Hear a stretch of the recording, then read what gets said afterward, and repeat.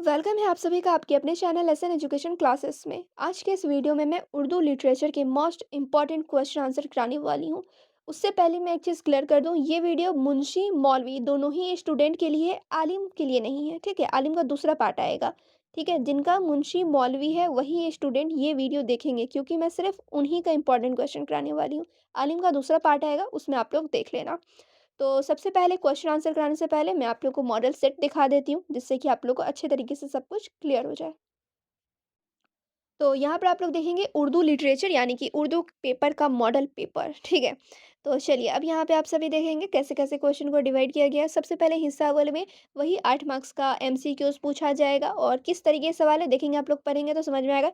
इसमें किस जुबान का लफ्ज़ है, उर्दू, अरबी, फारसी, हिंदी। नेक्स्ट यहाँ पे आप लोग देखेंगे गालिब का पूरा नाम बताएं। ठीक है, ये सब बेसिक बेसिक क्वेश्चन है, और ये सारे क्वेश्चन मैं इंपॉर्टेंट क्लास में क्लियर करने वाली हूँ, यानी कि इस वीडियो में क्लियर करने वाली हूँ। चलिए अब फिर आप लोग देखेंगे इसी तरीके से फिर हिस्सा 2 में सब्जेक्टिव क्वेश्चन। अब आप लोग कहोगे ये तो ऑब्जेक्टिव है, बिल्कुल भी नहीं, ये ऑब्जेक्टिव नहीं है। यहाँ पे थोड़ा-सा आप लोग को बेनिफिट मिल रहा है कि आप लोग को अगर ये नहीं आता तो ये लिखें, ये नहीं आता तो ये लिखें। ठीक है? जैसे देखो, मंदरजा ज़ेल में से किन ही 2 की तारीफ़ मिसालों के साथ लिखें, यानी कि 4 यहाँ पे डेफिनिशन लिखने को कहा गया, लेकिन 4 में से 2 ही आप लोग को लिखना है। ठीक है? 4 यहाँ पे आप लोग देख रहे हैं, 4 टॉपिक है, लेकिन चारों में से सिर्फ़ 2 लिखने को कहा जा रहा है।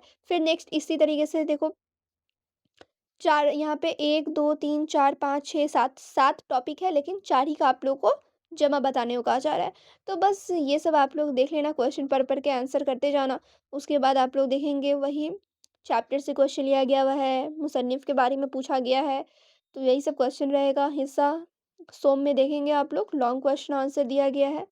ठीक है? और इसमें भी देख सकते हैं कसीदा, मसनवी, मर्शिया, इन सभी से क्वेश्चन लिया गया है। और यहाँ पे देखेंगे मिर्ज़ा गालिब के बारे में, सर सैयद अहमद ख़ान के बारे में, मीर अमन के बारे में, यहाँ पे देख सकते हैं प्रॉपर नोट लिखने को कहा जा रहा है। तो आपको समझ में आ रहा होगा मॉडल सेट देख कर के किस तरीके के एग्ज़ाम में क्वेश्चन पूछे जाएँगे। अब लॉन्ग क्वेश्चन आंसर देखोगे तो इसमें आप सभी देख सकते हैं अल्लामा इकबाल की शायरी पर एक मज़मून लिखें, यानी कि देख सकते हैं ज़्यादा राइटर्स के बारे में पूछा गया, तो फ़ोकस भी आप लोग को इसी पर करना है। तो चलिए अब मैं आप लोग को क्वेश्चन आंसर करा देती हूँ। तो सब्जेक्टिव क्वेश्चन करने से पहले पहले ऑब्जेक्टिव क्वेश्चन कर लिया जाए। तो यहाँ पे देखेंगे आप सभी, सर सैयद ने कब और कहाँ साइंटिफिक सोसाइटी के नाम से एक अंजुमन बनाई थी। तो कब बनाई थी, तो 1862 में बनाई थी। कहाँ बनाई थी, तो गाज़ीपुर में बनाई थी। नेक्स्ट है, सर सैयद ने कौन सा रिसाला जारी किया था। तो तहज़ीबुल अखलाक का रिसाला सर सैयद ने जारी किया था।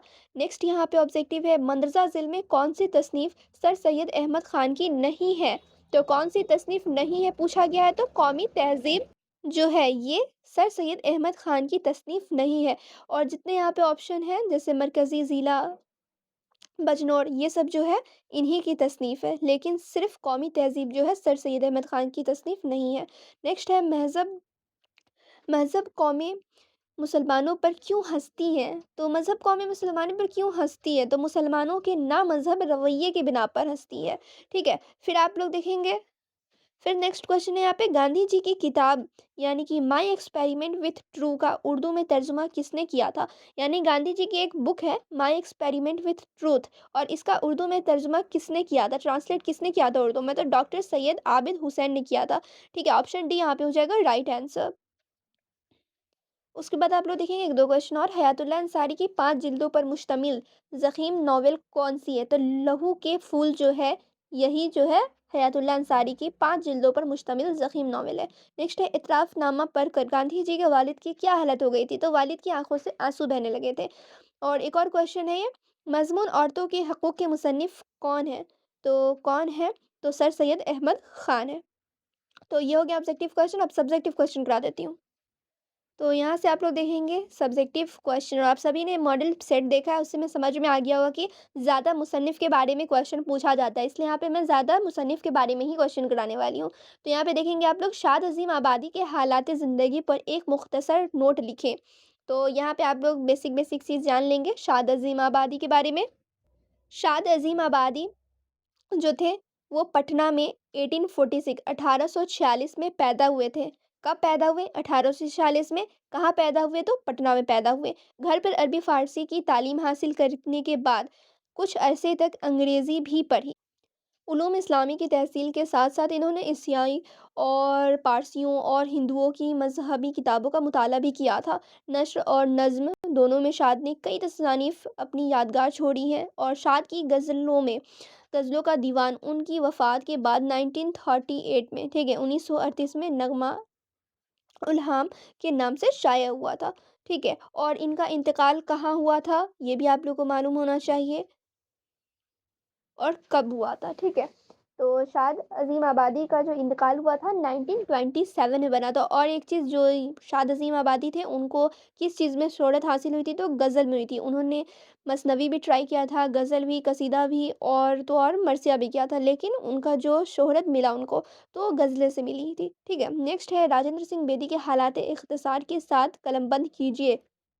ये भी काफ़ी ज़्यादा इम्पोर्टेंट क्वेश्चन है, लेकिन इस पे ज़्यादा फ़ोकस नहीं करना है। जो-जो मेन-मेन है वो मैं आप लोगों को बता देती हूँ, उस पर आप लोग पढ़ लेंगे।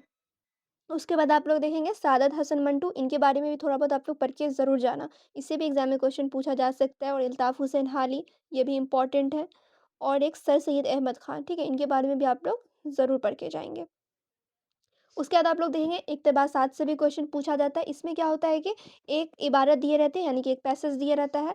जैसे यहाँ पे पहले क्वेश्चन आप लोग पढ़ेंगे, दर्ज-ए इबारत को गौर से पढ़िए और उससे मुतालिक सवालों के जवाब लिखें। यानी कि ये जो इबारत है, पैराग्राफ जो दिया हुआ है, इसको आप लोग को गौर से पढ़ना है। उसके बाद इससे रिलेटेड क्वेश्चन पूछा जाएगा, उसका आंसर करना है। ठीक है? तो ये बहुत आसान होता है, इसमें आप लोग को अच्छे खासे नंबर बन जाएँगे। ठीक है? क्योंकि आप लोग क्वेश्चन पढ़ेंगे, उसके बाद आंसर भी इसी पैसेज में से ढूँढ के लिख देंगे। तो ये तो आसान रहने ही वाला है आप लोग का। और एक इस तरीके का भी क्वेश्चन आप लोग को एग्जाम में देखने को मिल सकता है, तशरीहात अशार, यानी कि एक शेर दिया रहेगा और इसको तशरीह करना होगा कि समझाना होगा, ठीक है, ये शेर क्या कह रहा है। क्लियर? इस तरीके के भी आप लोग को एग्जाम में क्वेश्चन देखने को मिल सकते हैं। तो ये थे कुछ इंपॉर्टेंट क्वेश्चन। और क्वेश्चन आप लोग को कहाँ पर मिलेगा, तो वेबसाइट पर मिलेगा। कोई भी ब्राउजर आप लोग ओपन करना, सर्च करना SN education classes.in, ठीक है? जैसे आप लोग सर्च करेंगे वेबसाइट ओपन हो जाएगा, वहीं पर आप लोग को उर्दू के और इम्पोर्टेंट क्वेश्चंस मिलेंगे। तो वहाँ से आप लोग क्वेश्चन आंसर कर लेना, टेलीग्राम चैनल जॉइन कर लेना, वहाँ पर भी क्वेश्चन आंसर मिलेंगे। और इंस्टाग्राम पे मुझे फॉलो कर लेना, ठीक है? वहाँ पे भी मैं वीवीआई क्वेश्चन आंसर देती हूँ। तो चलिए फिर मिलती हूँ दूसरे वीडियो में, जब तक आप लोग चैनल पे बने रहें।